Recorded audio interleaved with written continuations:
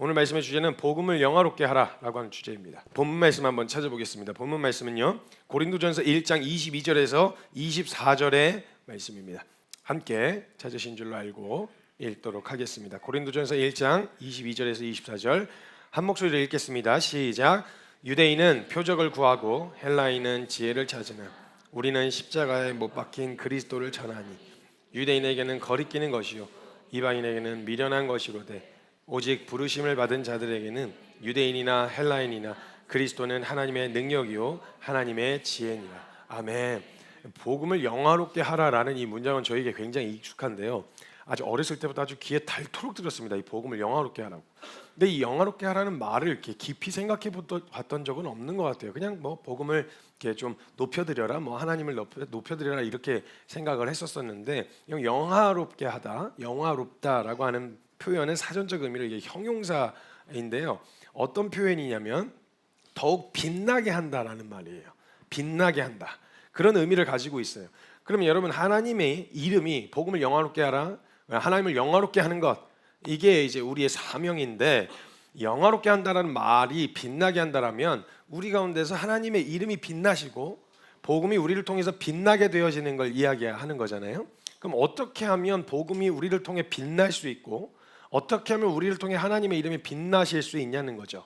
우리가 가끔 나아가서 세상에서 살아갈 때 빛과 소금이 되고 그리스도인으로서 살아가면서 좋은 선한 영향력을 흘려보내는 이런 삶을 살아야 된다. 그래서 그 빛과 소금으로서 그리스도가 드러나시고 하나님이 영화롭게 되고 복음이 영화롭게 되는 그런 삶을 살아야 된다고 생각하고 딱 생각하는 순간 벌써 떠오르는 삶의 모습이 도덕적인 삶이에요. 착하게 사는 거. 그래서 뭔가 양보 많이 하고 뭔가 이렇게 승질 많이 안 부르고, 그러니까 성품과 인격이 훌륭한 거, 그리고 도덕적으로 사는 거. 근데 이게 다일까? 이런 생각을 하게 됐어요. 우리가 정말 복음을 영화롭게 하고, 물론 그것을 통해서 복음을 증거해 볼 수 있는 기회가 생기기는 합니다.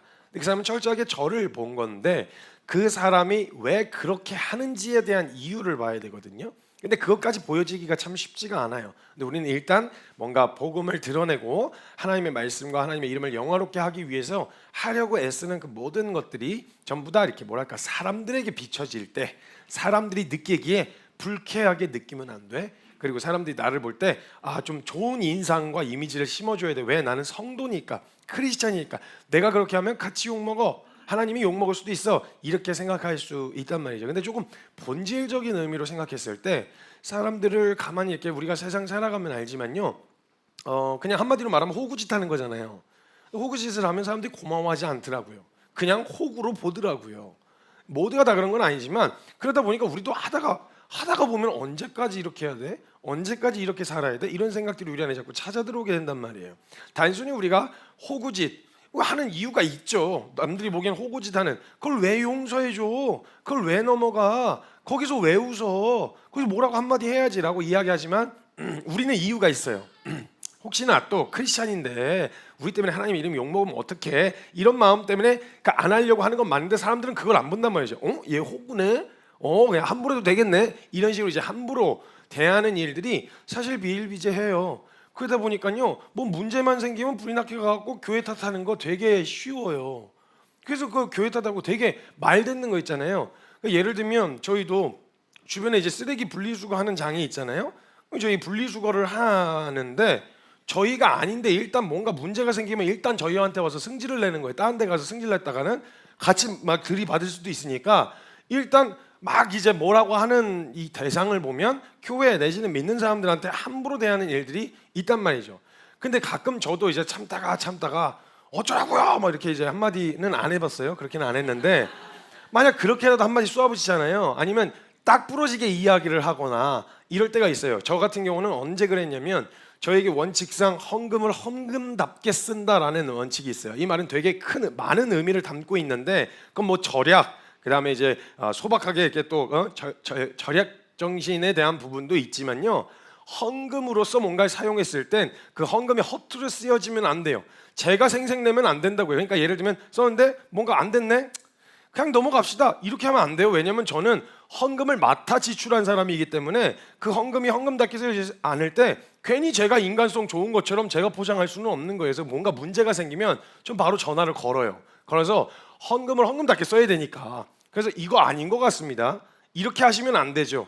아무리 뭐 교회 혹은 선교단체라고 한다 하지만 저희가 만약에 저희 액수의 그 이상의 퀄리티를 요구했다면 저희가 진상인 게 맞는데 그 가격대의 동일한 퀄리티를 요구했을 때에는 이건 진상이 아니죠. 이건 분명하게 해주셔야 되는 부분이죠. 처리를 해주시죠. 이거에 대해서는 분명하게 이야기를 한단 말이죠.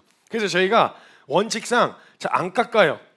진짜 터무니없는 가격을 요구하지 않는 이상 좀만 깎아주시면 안 될까? 이런 거 안 해요. 왜냐면 그 얘기를 나중에 못하게 되니까. 그래서 분명하게 처음 제시한 대체적으로 이거 좀 너무 과하다 싶을 정도가 아니면 처음 제시한 내용대로 하려고 해요. 대체적으로는.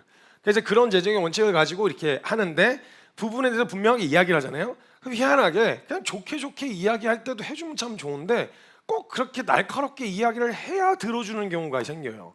그럼 이제 세상 살면서 들어보라 그냥 승질을 부리는 게 쉽다. 이런 생각이 찾아 들어오지 않겠냐고요. 그러니까 약간 사람들이 자꾸 그런 거를 이용하거나 이제 한단 말이죠. 그런 생각들을 갖게 되어지니까 우리 안에서도 이게 자꾸 갈등이 생기는 거예요.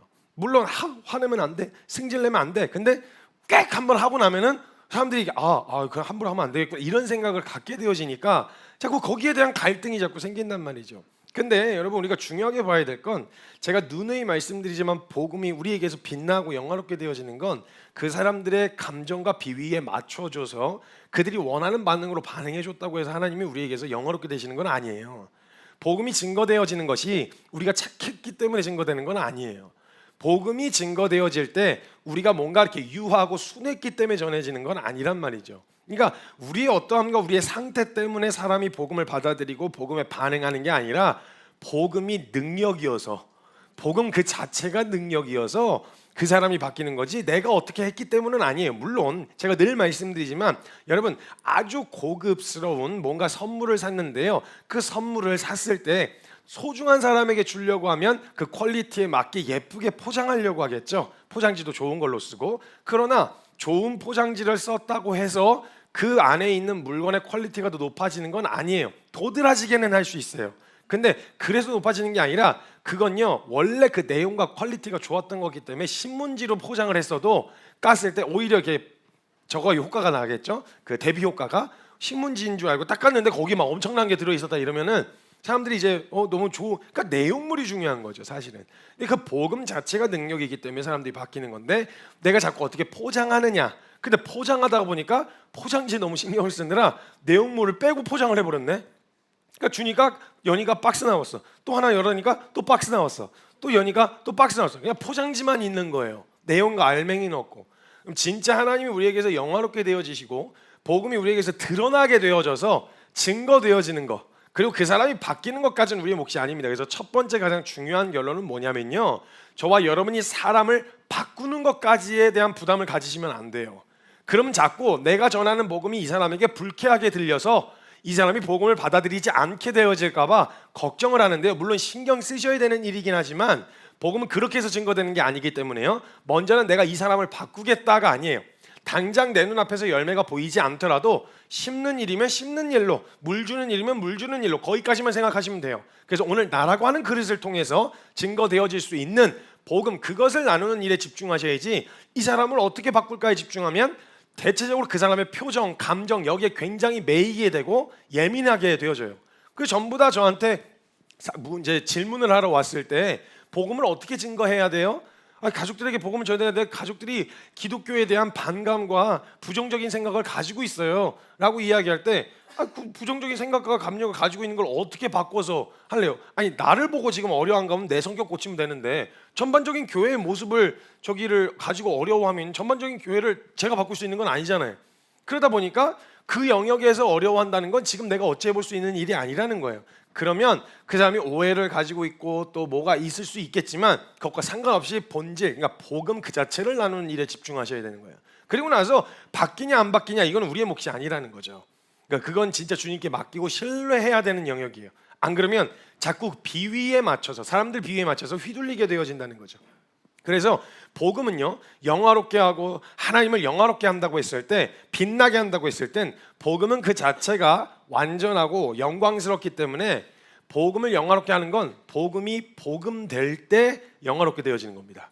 그러니까 복음이 복음의 가치답게 우리에게서 여겨지기 시작했을 때 그때 그 복음이 우리에게서 영화롭게 되어지는 거예요. 내가 그걸 어떻게 포장하냐, 내가 어떻게 막 이거에다 신경 쓰라는 말이 아니라 내게 그 복음이 진짜 가치 있는 것이 되고 내게 그 복음이 값진 것이 되어졌을 때 사람들은 값진 것을 대하는 태도가 드러나거든요. 드러나고 보여지게 되어지기 때문에 내가 일부러 이렇게 해야 될까 저렇게 해야 될까 이런 거 고민 안 해도요, 복음이 내게 가치 있는 것이 되어지는 것, 이게 우리에게 삶에서 복음이 영화롭게 되어지는 방법이라는 거예요. 그래서 복음이 무엇인지 우리가 아는 것이 더 중요하고요, 복음이 정말 내게 가치 있는지를 늘 점검하고 확인하는 게 굉장히 중요하단 말이죠. 제가 누누이 말씀드리지만 시대가 지나고 문화가 발전하고 문명이 이렇게 발전하면서 사람들은 좋아하는 것 내지는 사람들이 선호하는 장르들이 다 바뀝니다. 변하긴 하는데 재밌는 건 뭐냐면 사람이라면요, 자기가 좋아하는 것을 대하는 태도는 안 바뀝니다. 그 태도는 옛날이나 지금이나 똑같아요. 예를 들면 예전에는 물물 교환을 했고 요즘엔 돈으로 이제 뭐 이렇게 계산을 한다고 화폐의 가치가 생겼잖아요. 옛날에 물물 교환을 할 땐 소 한 마리가 돈 그 자체였습니다. 그럼 돈을 소중하게 생각하는 사람들이 소를 대할 때 소 자체가 좋아서가 아니라 소 자체가 지니고 있는 의미가 있기 때문에 요즘 사람들이 돈 대하듯이 대하는 거죠. 그러니까 내가 가치 있다고 여기는 것과 내가 좋아하는 것들을 대하는 태도는 시대가 지나도 안 바뀌어요. 드러나게 되어진다고요. 저거 저 사람이 진짜 소중하게 생각하는 거네. 저거 진짜 저 사람이 가치 있다고 여기는 거네. 이렇게 드러나게 되어진다는 거예요.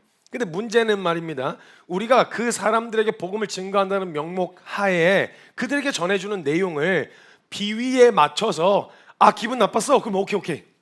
기분 나빠서 이렇게 자꾸 바꿀 수 있다는 여지가 드러나게 되어지면 이 사람도 볼 때 그 내용이 뭐야, 기분에 따라서 바뀔 수 있는 거야? 기분에 따라서 내용이 막 바뀌기도 해? 그리고 이 사람 비위 맞춰주느라고 막 그걸 되게 무가치하게 여기는, 예배 안 나와도 돼. 괜찮아 예배 안 나와도 돼.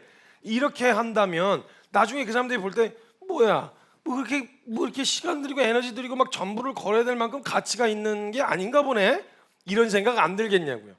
그러니까 하나님 경외하는 게 지혜와 지식의 근본이다, 우리가 다음 세대에 가르쳤어요. 근데 이제 시험 기간하고 예배 시간하고 겹쳤단 말이죠. 시험 준비해야 되는 학원 시간과 제가 막 학원 다 저기 하고 교회 가라 뭐 이런 말을 하는 거예요. 하는 거예요. 그 시간하고 만약에 그렇게 안 가르치고 처음부터 복음 좋고 기독교 교회 가는 거 좋은데 그렇지만 그래도 이 땅에서 하는 게 우리는 더 중요해. 그러니까 너 학원 가, 너 저기 가, 이렇게 해 라고 이야기하는 거였다면 모르겠는데 가르치기를 얼마나 혼란스럽겠어요 애들이. 저희 애지당초 확실하게 그냥 가르쳐 주니까 저는 가치가 내게 그 정도의 가치가 안 된 사람에게 그 정도의 가치인 것처럼 살으라고 하고 싶진 않아요. 왜냐하면 못 배겨요. 헌신을 하는 걸요, 헌신해야죠, 왜 안 합니까? 하면서 막 죄책감 들게 해서 헌신하게 하고 싶은 생각이 없어요. 저는요, 헌신하려는 사람은 못 배겨요, 헌신 안 하고는. 그래서 제가 돌아다니면서 말씀 전할 때요, 사람들이 저도 한편 마음에 그런 마음이 있었어요. 예를 들면 말씀을 전하는 사람이 너무 편하면 현실을 막 치열하게 살아가신 성도님들께 지금 무슨 말을 하겠나 싶은 생각이 있어서 내가 게으르단 소리는 안 듣고 편안하단 소리는 안 나오게 진짜 할 수 있는 모든 시간을 쪼개가지고 하나님 나라를 위해서 뭔가 한다라고 하는 거, 이건 제가 뭘 하기 때문에 하나님께 영광을 올려드린다 이게 아니고요, 그건 제가 삶에서 가지고 싶었던 태도였어요. 근데 그런 영역에서 돌아다니다 보면요, 진짜 정신이 하나도 없어요. 그래서 저 처음에는 다들 이렇게 살아요 막 이렇게 얘기를 저는 제가 얘기할 때 저만 그런 게 아니라 다들 그렇게 치열하게 살아요, 다들 그렇게 힘들게 살아요, 이렇게 했었거든요. 근데 제가 한 몇 년을 이렇게 쭉 돌아다니는 스케줄과 그 과정을 본 사람들이 와가지고 다들 이렇게 안 살아요 이렇게 얘기를 해주더라고요. 그때 저는 모르니까, 전 누가 얘기해 준 게 아니니까 모르니까 그래요? 뭐 이제 그제서야 사실은 알게 됐어요. 근데요, 제가 그래가지고 한 몇 날 며칠을 한 3박 4일이라도 아니면 명절 때 같은 쉬는 날 있잖아요, 이럴 때 딱 잘라놓고 쉬잖아요. 못 배겨요. 저는 쉬는 게 안 돼요. 그냥 막 가만히 앉아가지고 이렇게 있는 게 안 되고요, 뭐라도 해야 돼요. 저는 뭐라도. 그러니까 막 이걸 가지고 있는 이 은혜와 복음을 가지고 뭐라도 뭘 해야 이게 직성이 풀려요. 그러니까 말려도 안 말려져요. 막 몸이 아파서 진짜 주님이 멈춰라. 예를 들면 제가 진짜 하도 안 멈추니까 제가 다리 아작났었거든요. 그때 강제로 병원에 이렇게 누워 있었던 시간 외에는 그리고 심지어 그때가 딱 믿음으로 길을 걷다 수련의 전주였거든요. 계획되어 있었던 전주였어요. 제 수술 날이. 그래가지고 제가 수술을 하고 나서 다리 이러고 이제 수술 받고 나왔어요. 그래서 막 진통제 맞고 있는데 그때 하필 또 어떤 목사님이 전화를 주셨는데 그 사단이 말이에요. 큰 일을 앞두고 가장 먼저 공격하는 게 발꿈치를 상하게 하듯이 발을 공격한다는 거예요.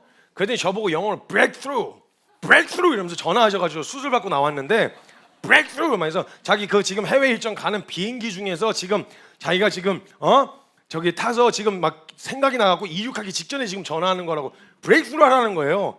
그러니까 저는 그런 얘기를 들었을 때 도대체 뭘 더 어떻게 하라는 거야 이런 생각이 드는 게 아니고요. 저는 그런 얘기 들으면 불이 붙어버려요. breakthrough 오케이 그래갖고 다 전화했어요. 사역자들 진행한다. 강행해. 내가 휠체어 타고서라도 나 그냥 진행하려니까 간다 이랬더니 모든 사역자들이 다 들고 일어났어요. 안 됩니다. 안 해요. 안 돼요. 절대 안 됩니다. 절대 안 돼요. 안 되는 게 어디 있어. 브레이크스루. 브레이크스루. 돌파해. 뛰어넘어 이래갖고 사역자들이 그때 한번 항명을 해가지고 그때 한번 수련회가 전체가 취소됐었어요. 한번. 예. 도저히 막 움직일 수가 없는 다리를 아예 굽힐 수도 없는 상황이었으니까 그냥 이런 식이에요. 그러니까 못 배겨요. 그러니까 막 뭔가를 헌신해야 되고 그래서 저는요 뭐 아이들에게도 부모 안에서 가정 안에서 가치를 가지고 가르칠 때 만약 그 정도의 가치라고 하면 좀 판단 정죄도 안 하고요. 그게 그 안에서 통용되어지는 가치이겠구나 생각해서 저는 그냥 전혀 문제가 없어요. 가치가 내게 진짜 실제로 소중한 가치가 안 되는데 소중한 것처럼 하는 행세를 하는 게 그게 어떻게 유익이 되겠어요? 그런 건 안 해요. 근데 말을 그렇게 가르쳐 놓고 실제로는 그게 최우선이야, 그게 최고야 라고 이야기는 해놓고 가서 결정적인 선택의 기로에 가면 에이 그래도 이렇게 하면 다른 것 때문이 아니라 애들이 얼마나 혼란스럽겠냐고요. 애들이 그러니까 그 상황에서 선택의 기로에 가면요 만약에 뭐 일 내지는 사람 그러면요 내가 진짜 사람을 가치 있게 여겼으면요 일 내지는 사람을 선택해야 되는 기준에 가면 거기서 뭘 선택하는지를 보면 이 사람의 가치가 드러나게 되어 있어요. 그러니까 제가 이야기하는 건 복음이 우리에게 진짜 복음으로서 정말 소중하다고 말하는 성경의 의미 안에서 복음 진짜 영광스러운 거야 라고 이야기할 때 우리 안에 그 복음이 심겨졌을 때 성경의 농도만큼 당장은 아니겠지만 그 방향성을 가지고 알아가면 알아갈수록 영광스러운 거구나. 나에게 진짜 복음이 복음되어지기 시작할 때 그때 우리에게서 복음이 빛나기 시작하는 거예요. 영화롭게 되기 시작한다는 거예요. 근데 너무 우리가 쉽게 사람들 이 복음을 좋은 거라서 전해주려고 그랬는데 좋은 가치를 이걸 훼손하면서까지 그 사람들에게 들려주는 주객이 전도되는 완전히 뒤바뀌어버린 이게 너무 소중해서 이 소중한 걸 전해주려고 하는데 이 사람들이 받는 정서나 이 사람들의 기분 때문에 이걸 훼손시키면서 이게 부담스러워? 그럼 이거 깎아 내용 빼 그리고 나서 이렇게 들려주는 게 과연 그게 맞냐는 거예요. 그럼 그 복음을 들으면 가령 이런 거죠. 쉽게 말하면 막 복음을 듣는데 막 이렇게 막 내가 헌신까지 뭐 이렇게 아니면 뭘 이렇게까지 하는 건지는 잘 모르겠는데 그거 안 해도 돼. 그렇게 안 해도 돼. 부담 갖지 마. 그렇게까지는 아니야. 그래서 그냥 일단 한번 이렇게 좀 이렇게 있잖아. 그거 이런 식으로 만약에 슬렁프냥하면 사람들은 시작할 때 알기를 복음이란 내용 자체가 그렇게까지 하지는 않아도 되는 그 정도의 가치구나라고 깔고 시작할 거 아니냐고요. 그럼 나중에 그 정도의 농도라는 걸 물론 알게 되어져서 그 방향을 잡게 되면 너무 좋은데 문제는 계속 그런 줄만 알고 있었다가 복음의 진짜 원색적인 내용들과 본질적인 내용을 들어가면서 알아갈 때 그거하고 충돌을 일으키면 어떻게 되냐고요. 충돌을 일으키면 아닌데 나는 이거 뭐 그렇게까지 할 필요가 없는 그냥 뭐 주일날 1시간 정도 떼놓는 그 정도 되면 충분하지 않아? 이렇게만 생각하고 있었던 내용을 거기서 벗어나지 못하면 어떻게 되냐고요. 그래서 예수님도 처음부터 날 따라오려면 자기 부인하고 십자가 지고 날 따라오라 그러셨단 말이에요. 가치를 양보 안 하셨어요. 늘 말씀드리지만 대제사장과 바리새인들에게 하시는 얘기와 세리과부 창녀 고아들에게 하셨던 접근 방식은 다르셨어요. 되게 따뜻하셨어요. 고아들에게는 아버지처럼 과부에게는 남편처럼 정말 보호자가 되어줄 것처럼 따뜻하게 접근하셨고 이야기하셨지만요. 그렇지만 예수님 따라갈 때 그 복음의 핵심적인 가치에 대한 내용을 이야기하실 땐 타협 안 하셨어요. 양보 안 하셨어요. 만약에 저와 여러분의 목적이 이 사람들이 딱딱하게 굳어지고 불안해하는 이 마음을 풀어주기 위해서 선행 내지는 도덕 그리고 인격과 성품을 좀 훌륭하게 갈고 닦아서 그 사람에게 이 복음이 잘 흘러갈 수 있는 길을 만들려고 하면 되는지 모르겠지만 그것 자체가 목적이 되어져서는 안 된다고 계속 말씀드리는 거예요. 그래서 이것이 복음에 대한 가치를 양보하면서까지 이 내용을 훼손시키면서까지 그렇게까지 해서 죄인이 소중한 건 아니에요. 죄인이 소중해졌고 죄인이 존귀하다 함을 얻게 되어진 유일한 근거가 복음인데 이 복음을 빼놓고 죄인만 봤을 땐 그냥 죄인이에요. 근데 이 복음이 하나님이 우리를 존귀하다 하게 하시기 위해서 주신 이 복음이 있기 때문에 그래서 존귀해지는 건데 이 내용을 훼손시키면서 사람들에게 뭐 비위에 맞춰주고 이걸 한다. 이거는 큰 의미가 없는 행위라는 거죠. 그래서 우리가 너무 하나님의 이름과 교회 그리고 예배와 하나님 앞에 올려드리는 이런 것들을 우리가 지금 살아가고 있는 현실 가운데 고달픈 거 맞죠? 근데 여러분 오해하시면 안 되는 게 고달프고 치열하고 힘든데요, 이 땅에서의 삶이 전부라면 이것만큼 불합리하고 억울한 게 어디 있습니까? 이게 다라면 그러면 진짜 그렇게 고달프고 힘이 들 때 진짜 소망이 되어질 게 이 땅의 삶이 전부가 아니라 영원한 하나님의 나라, 정말 진리도록 그냥 우리가 사람 만날 때마다 그냥 진리고 그냥 어떤 사람을 세워놔도 완벽한 사람은 없는데 그런 가장 영원한 하나님의 나라와 가장 공의로우시고 완전하신 하나님, 사랑을 무한히 우리에게 주실 수 있는 그 하나님이 존재하시다는 게 사실은 우리에게 진짜 큰 위로 아니겠어요? 그럼 힘들수록 더 선명하게 이야기해야죠. 힘드니까 고달프니까 그래서 복음이 더 복음되어야죠. 그래서 그 내용에 대해서만큼은 타협하거나 양보해서는 안 된다라는 거예요. 그래서 여러분 우리가 복음을 나눌 때 복음이 참 전해지기 어려운 이유가 있다면요, 복음을 안다고 말하는 사람들이 복음의 가치를 타협하거나 아무것도 아닌 것으로 취급해버릴 때가 많기 때문에 그래요. 그래서 복음이 영화롭게 되어지지 못하는 가장 결정적인 건 모르는 사람들이 떠드는 말 때문이 아니라 안다고 말하는 사람들이 복음의 가치를 훼손해서 자기에게도 그리고 남에게도 함부로 무가치하게 대하기 때문에 복음이 영화롭게 되어지지 않는 거예요. 그래서 성경에도 적혀 있는 거예요. 유대인이라 불리는 너희 때문에 이방인 중에서 하나님의 이름이 모독을 받는도다. 그러니까 모르는 사람은 몰라서 그런 거예요. 근데 진짜 실제로 복음이 영화롭게 되어지지 못하는 가장 중요한 이유는 뭐냐? 우리에게 복음이 그렇게까지 가치가 없는 거죠. 가치가 있다고 말을 하는데 실제로 대하는 행동과 실제로 결정과 선택을 보면 그렇게까지 소중하진 않은 거죠. 그러면 사람들이 보면서 어떻게 생각하겠어요? 저 사람이 저렇게 행동하고 저렇게 함부로 대하니까 나도 함부로 해도 되겠구나, 이렇게 생각하지 않겠냐는 거죠. 그래서 무가치하게 되어지는 경우가 많다라는 거예요. 사람들에게 욕먹기 싫거나 그래서 그냥 내가 착한 사람, 좋은 인정과 평판을 받기 위해서 살아가는 걸 증인이라고 말씀하신 적이 없어요, 성경에서는. 그래서 예수님은 공생의 기간에 하나님의 성전과 그 영광과 이름이 함부로 싸구려 취급을 받을 것 같은 상황이 되면요, 그 성품과 인격이 훌륭하셨던 예수님도 분노하셨어요. 이건 아니야.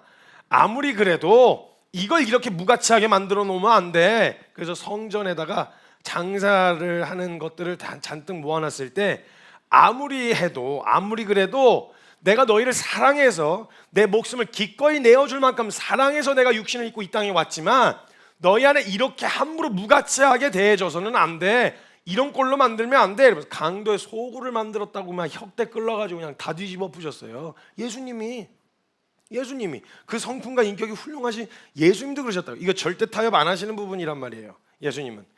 그런데 사람들은 사람들을 사랑한다고 하는 명분 하에 하나님의 이름과 교회를 너무 싸구려로 팔아먹고 있진 않았는지 우리가 점검해야 된다는 얘기인 거예요. 교회의 주인이신 예수님을 쫓아내고 우리들끼리 모여서 친목 동호회로 만들진 않았냐는 거죠. 그럼 사람들이 밖에서 볼 때 여기는 주님을 사랑하는 사람들이 모인, 하나님을 사랑하는, 이해는 안 돼. 나 상식적으로 납득이 안 돼. 그래서 초대교회에 모여 있었던 성도들을 본 사람이 쓴 글에 보면요, 완전히 그냥 정신병자처럼 적어놨어요. 저 사람들은 어두운 곳을 좋아한다. 근데 말이 없다. 평상시에는 말도 별로 없고 어두워 보이는데 자기네들끼리 모이면 밝아진다는 거예요. 그리고 뭔가 웅웅 하면서 자기네들끼리 뭘 한대요. 그 자꾸 어두운 곳, 막 깊은 곳에 자꾸 들어간대요. 그리고 나서 지네들도 감당이 안 되고 먹고 살기 힘든데 자꾸 뭘 나눠준대요. 그래서 걔네들은 정신병자 또라이, 이런 얘기를 그냥 기록을 해서 초대교회 성도들에 대한 평가를 딱 봐도 보이는 거예요. 얘네들이 다른 게 완전히 뭐야, 사는 방식도 방향도 완전히 달라. 근데 만약에 봤을 때 그냥 사람들이 볼 때 그냥 사람들 모여서 즐겁게 교제하고 뭐 이렇게 얘기하는 이게 다구나라고 이야기한다면 그 교회 본질은 맞냐는 거죠. 그게 교회 본질이 맞냐는 거죠. 그래서 복음을 복음답게 그리고 복음을 영화롭게 한다라고 하는 의미는 한 문장에 불과할 수 있지만요, 각 개인마다 다 다른 의미로 다가오실 거예요. 여러분들에게 어떤 가치는요, 각 개인이 그 가치에 대해 얼마나 의미를 부여하느냐에 따라 전혀 다른 의미로 다가오게 되어지는 거죠. 어떤 사람은요, 돈이 저 같은 경우에 목숨을 걸 만한 가치는 아니에요. 전혀 없으면 그냥 안 먹으면 되고 없으면 안 입으면 되거든요. 그래도 홀딱 벗고 다니겠다는 말은 아닌데 뭐 그 정도는 이제 있어야 되겠지만, 그런 영역에서 저는 목숨을 걸고 막 시간을 그렇게까지 들이면서 이렇게 해야 되는 그 정도의 가치는 아니에요. 근데 누군가에게는 그 돈을 위해서 목숨을 거는 그 정도의 가치인 사람도 있을 수 있어요. 이건 뭐 믿음 좋고 안 좋고에 따라서가 아니라 저는 애시당초 그래요. 뭔가 일을 찾고 뭘 보려고 해도 돈 되는 일, 뭐 이런 거를 보는 일을 뭐 어렸을 때부터 이렇게 별로 그게 크게 영향이 없었어요. 불편하긴 한데 그렇다고 사는데 지장까지는 없었던 이런 정서가 있었는데, 어떤 사람에게는요 막 악착같이 막 그걸 목숨 걸고 해야 되는 그 정도의 가치가 있는 거죠. 같은 돈인데 저에게는 그 정도까지의 의미가 아니에요. 어떤 사람에게는 그 정도의 의미가 되는 거죠. 이것처럼 하나의 어떤 물건, 객관적인 어떤 물질로 구성되어지는 무엇이 사람마다 가치를 매기는 것에 따라 전혀 다르게 가치가 매겨진다 이 말이에요. 전혀 다르게. 그래서 그런 가치를 부여하느냐에 따라서 다른 의미 다가오는데, 어떤 사람은 진짜 낡은 시계를 하나 차고 있는데 수천만 원을 줘도 안 바꿀, 돈 주고는 안 팔, 뭐 아버지가 물려준 유품이라든지 아니면 되게 의미가 있는 물건일 경우에는 안 팔겠죠. 그럼 그 사람에게는 수천만 원 이상의 가치가 있는 거예요. 그 사람에게는.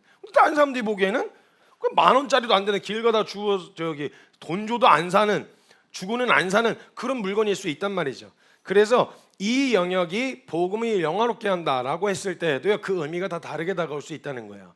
복음이 어떤 사람에게는 목숨과도 바꿀 수가 없는 그 정도의 가치인 사람도 있을 거고, 그렇게 여기는 사람들도 있을 거고, 어떤 사람은 복음을 좀 복음답게 여겨라, 그럼 복음을 복음답게 여겨야지 하면서 하는 것들이 복음에 자기에게 매겨진 가치만큼 하겠죠. 이 정도에서는 그 정도까지는 아니야, 이렇게 스스로 가치를 매긴다는 얘기죠.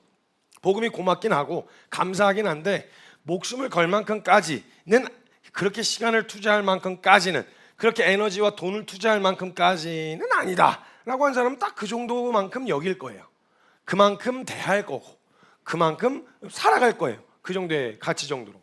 그럼 이제 물어야 되는 거 있죠. 질문을 해야 되겠죠. 저와 여러분에게 있어서 복음의 가치는 어느 정도이신가요? 여러분들이 매기신, 나에게 매겨진 하나님의 이름과 복음의 가치는 어느 정도이신가요? 뭐 객관적으로 이렇게 해야 된다, 뭐 성경에는 당연히 그 방향으로 가야 되겠죠. 그 성경의 방향대로. 성경에서는 목숨과도 바꿀 수 없는 가치인 건 분명해요. 엄청나게 가치 있는 값진 것이면 분명해요. 근데 이게 애시당초 주어질 때부터 값 없이 주어지는 바람에 사람들이 이게 되게 싸다, 싸구려다, 약간 이렇게 생각하는, 공짜라는 인식이 있어가지고 이걸 함부로 대하고, 받은 용서가 진짜 값지면요, 한 번 받았는데 두 번 그런 짓 할 때 굉장히 망설여지거든요. 한 번 진짜 제대로 된 용서를 받았는데 두 번째 하려고 할 때는요, 내가 그런 용서를 받았는데, 이래도 되나, 이거에 대해서 되게 망설여져야 정상이란 말이죠. 정상인데, 그런 영역에 있어서 우리가 만약 가치 없게 여기고 있었다면, 용납받았고 용서받았고 섬김받은 이 모든 영역들이 되게 가치 없게 싸구려 취급을 받게 되어지면 그 다음에 반복하는 건 어렵지 않다는 거죠. 그러니까 내게 있어 복음의 내용은 알겠는데, 늘 이야기하니까 알겠는데, 저와 여러분에게 있어 복음의 가치는 어느 정도이시냐는 거예요. 그 농도가 어느 정도이시냐는 거죠. 어떠한 가치는 처음에도 얘기했지만 내가 그 가치에 얼만큼의 의미를 부여하느냐에 따라 전혀 다른 것으로 다가오는데요. 여러분, 저 같은 경우는요, 개, 강아지 할 때요, 개는 개예요. 막 반려견으로 표현하기도 하고 가족으로 표현하기도 하는데, 개는 개예요. 저에게는.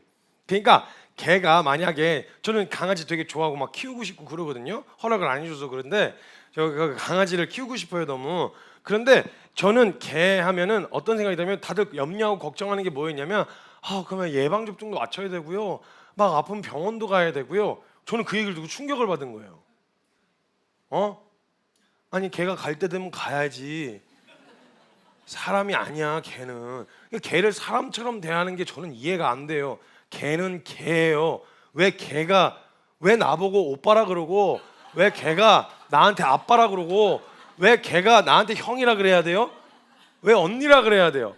아니, 이건 취향이요, 개인 취향이니까 저는 그걸 판단하지 않겠다고요. 근데 저도 걔를 너무 사랑하는데 저는 걔는 걔예요. 걔는 집 안에서 키울 수는 없다 이 생각이 있어요. 아니, 집 안에서 키우는 법 보고 뭐라고 하는 게 아니에요. 그냥 제 생각이에요. 저는 걔는 밖에서 자야지. 걔는 밖에서 자야지. 그리고 자꾸 사람들이 너무 사람처럼 취급하는 바람에 미국에서 어떤 제가 하는 그 사람이 너무 황당해서 올린 글을 봤는데, 시베리안 허스키 같은 애들은요 눈 속에 파묻혀 있어야 온도 눈을 너무 좋아해가지고 눈 속에 파묻혀 있어야 되는데, 누가 밖에 눈이 오는데 밖에다가 지가 나가겠다고 해서 시베리안 허스키를 밖에 마당에다가 내뒀는데 눈을 잔뜩 맞으니까 주변 이웃들이 신고를 한 거예요. 걔 학대한다고. 걔는 사람이 아니에요, 여러분. 예방접종도 혹여나 사람에게 피해를 줄 수 있는 질환을 옮길까봐 그래서 맞아야 되는 거면 오케이. 그게 아닌 이상 갈 때 되면 가야죠. 저에게 걔는 딱 그 정도예요. 있는 거 먹고 나는 밥 먹는데 너가 아니, 사람도 못 가는 호텔을 왜 걔가 가냐고. 이건 제 입장. 이거 철저하게 판단 안 해요? 전혀 안 해요. 제가 이번에 부산에 그 숙소에 갔는데요, 개 호텔이었어요. 개 호텔. 개랑 함께하는 호텔. 맛이 사람 올라가는 건 불편하게 만들었는데 개가 다니는 길은 아주 편하게 만들어놨더라고요. 저는 이게 올라갈 때 왜 턱이 이렇게 있어야 되냐고, 호텔에. 그래서 저 숙소를 예약해 줬는데 거기가 펫과 함께하는, 이름이 뭐였어? 키독. 이름도 키독이야, 키독. 거기 숙소에 들어가서 했더니 벌써 개 가는 곳, 개랑 같이 타는 엘리베이터, 그 다음에 숙소에도 개 샤워실. 인간 들어가는 샤워실은 요만해 갖고 이렇게 해야 되는데 개는 막 이만한 샤워실 막. 저는 이게 이해가 안 되는 거예요, 저는 솔직히. 그리고 사람 못 먹는다, 맛있는 거 못 먹으면 얘도 같이 못 먹어야지. 얘는 먹는데 인간이 못 먹고, 그건 아니죠. 우선순위가 잘못된 거죠, 저에게는. 그래서 만약에 사료값이 없다, 그럼 제 짬밥 먹는 거예요. 같이 밥 먹는, 누나 먹는 거예요. 이렇게 키워야 된다는 생각이 있는데, 그렇게 키울 거면 키우지 말라는 거예요. 그건 안 된다고. 그러면 안 된다고. 그래서 아니, 도대체 개팔자가 어떻게 이렇게 상팔자가 됐나. 그래서 저에게 있어 개는 딱 그 정도예요. 너무 귀여워. 그리고 같이 산책시키고, 개처럼 바닥을 쫓아다니면서 아무데나 질질 싸고, 그러면 이제 한 대씩 맞고, 그러다가 새벽에 저 오는 거 기다리고 요 정도예요. 개가 저한테 오빠라고 할 일은 없어요. 그 개가 저한테 아빠라고 할 일은 없다고요. 이건 선은 확실하거든요. 저에게 있어 개는 딱 그 정도예요. 근데 어떤 사람에게는요, 이거 판단하는 거 아니에요? 판단하는 거 아니니까 개라고 하면 가족인 거예요. 근데 이해가 가요. 너무 정이 많이 가겠더라고요. 저도 정이 많은 사람인데 저희도 막 울고불고 했었어요. 저희도 예전에 개를 키웠었어 가지고 한번 누군가가 이제 저희가 이사 가느라고 개를 그 주변의 이웃들한테 뿌려줬는데 개를 먹어버렸어요, 글쎄. 얼마나 속상해. 그래갖고 막 저희 울고 막 재롱아 이러면서 막 울었던, 이름이 재롱이었어요.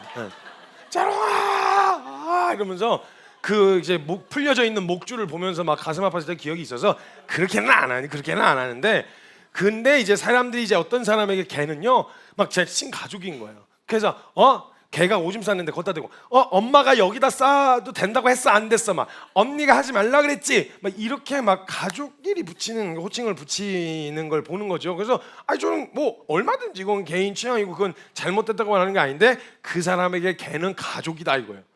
근데 저에게 개는 가족이긴 한데 가족보다는 가축에 가깝다.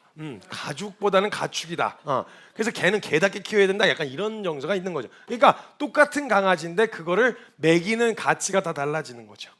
그래서 한 번은 또 어떤 집에 갔었는데요, 그 어떤 애가 그 피규어를 모으더라고요. 피규어를. 근데 피규어를 갖다가 한 방이, 그 녀석 방도 컸어요. 글쎄, 방이 여기서부터 여기까지 피규어인 거예요. 저쪽 끝에서부터 여기까지 한쪽 벽면이 글쎄. 하고 이거 장난감이니까 저희 애들도 이제 장난감 만드는 거 좋아해서 레고 만들고 이렇게 하는 거 보면은 그거 좋아할 수 있죠. 그래서 보는데 자랑을 하고 싶은 거예요, 이 녀석이. 그래갖고 갑자기 오더니 막 보여주면서 이거 다 얼마인 줄 아세요? 나한테 묻는 거예요. 좀 그래봐야 아무리 비싸도 제 장난감을 그 정도의 돈을 주고 그렇게 살 일은 없었어요. 제 어렸을 때에 장난감을 뭐 만들어서 아니면 누가 어쩌다가 한 번씩 이렇게 사주는 장난감을 갖고 놀았지 제가 막 까짝까짝 이렇게 모으는 이런 건 없었거든요. 그래서 딱 보니까 제가 뭐 친구들 생일날 가면 문방구에서 10,000원, 20,000원 이렇게 해가지고 조립하는 건담 같은 그런 거길래 그래서 이거 10,000원, 20,000원씩 해도 막 꽤 많이 되니까 야 그래도 한 200만 원, 300만 원 나오겠다. 야 수백만 원 되겠는데? 이렇게 했더니 픽 웃더라고요. 근데 이것만 다 합해도 수천만 원이래요. 전 진짜 이해가 안 돼요. 개인 취향이에요. 개인 취향인데 저는 이해가 안 되는 거죠. 걔가 뭘 하는데 도대체 뭘 하길래 아니 뭔가 실용적이지도 않아. 걔가 도대체 뭐 방 청소를 해? 아니면 밥을 해? 빨래를 해? 뭘 해? 그냥 걔는 그냥 가만히 서 있는 거야 이렇게 하루 왼줄 그냥 얘는 그렇게 가만히 서 있어요. 그리고 아무 짓도 안 해. 그리고 또 누가 제가 이야기를 들었는데 글쎄 어떤 사람이 피규어 사업을 하셨는데 피규어를 환불해 달라고 누가 그랬대요. 그래서 왜 환불 사유를 물어보니까 피규어가 자기랑 눈을 안 마주친대요 글쎄. 아니 걔가 그러면 살아있는 사람을 만나든지 피규어가 눈이 이렇게 돼 있다는 거예요. 그래서 자기를 암을 보는데 자기하고 눈을 안 마주친다. 그게 환불 사유였다는 거예요. 야 근데 그걸 수천만 원을 들여서 근데 지 방 청소는 안 하는데요. 그걸 그 면봉 같은 거 해가지고 이렇게 해가지고 이렇게 가만히 서 있는 애 있잖아요. 여기를 지 방 청소를 하면서 이걸 이거 막 닦아주고. 이야 대단한. 저는 일단 그 돈이 있다라고 한다면 저는 피규어 살 생각은 안 하죠 당연히. 저희 그 정도의 가치 있는 게 아니니까 저에게는. 근데 그 녀석에게는 수천만 원을 투자할 만한 가치가 있었던 거고 저에게는 같은 물건인데 그 정도의 가치가 없었던 거죠. 저는 바로 그게 고기로 환산이 되는 사람이에요. 야 수천만 원이면 야 이 고기 뷔페 몇 명이 갈 수 있는 거야 이거. 이런 생각이 찾아 들어오는 사람이란 말이에요. 그러니까 하나의 가치라고 하더라도 그 가치가 사람들마다 주관적으로 매겨진다라는 거죠. 그리고 여러분 아마 옛날에 있으셨던 분들은 아실 텐데 집에 가면요, 제가 초등학교 때나 이럴 때 친구 집에 가면 항상 진짜 대문짝만하게 걸려 있는 사진이 하나 있었어요. 친구 집에 놀러 가면 항상 대문짝만하게 걸려 있는 사진. 그걸 왜 그렇게 크게 인화했는지 모르겠는데 그때는 저희는 대부분 다 태권도를 했었거든요. 그럼 TV 위에 진짜 대문짝만한 그 액자로 그 녀석이 제 친구 녀석이 그 태권도장에서 사진 찍었는데 이러고 있는 사진 있죠. 뭐 이러고 있는 사진 요런 거를 갖다가 그걸 왜 그렇게 돈을 들여갖고 액자를 갖다가 이따시만하게 하고 벽에다 걸어놓은지 이해는 할 수 없고 또 친구들 이렇게 공부 잘하는 친구들 보면 벽면에다 상장 막 다 걸어놨잖아요. 상장 막 뭐 개근상 뭐 이런 거 뭐 해가지고 뭐 우수상 이런 거 그런 거 상장 걸어놓으면 우리한테는 그냥 종이 쪼가리인데 걔한테는 상징적인 의미이기 때문에 종이 이상의 가치가 있단 말이죠. 마찬가지라는 거예요. 어떤 물건 자체, 어떤 것 자체보다는 내가 거기에다 어떤 의미를 부여하느냐가 중요한데 도대체 저와 여러분의 삶 가운데 하나님의 이름은 그리고 복음은 어느 정도의 의미를 부여해 놓으셨냐고요. 막 전시하고 싶을 만큼 막 어떻게든 드러내고 싶을 만큼 누가 보기엔 아우 나 부끄럽고 그걸 뭐 저렇게 걸어놔 이렇게 생각할 수 있지만 누군가는 전시하고 싶은 만큼 내가 의미를 부여해 놓은 거기 때문에 드러낸단 말이죠. 사람들도 자기가 뭔가 가지고 있고 드러내고 싶은 거 있으면 이렇게 막 은근슬쩍이라도 드러낸단 말이에요. 근데 저와 여러분에게 있어 복음 어떻게든 감추고 싶은 어떻게든 드러내고 싶지 않은 그런 복음은 아니셨냐고요. 가치가 어느 정도이냐는 거예요.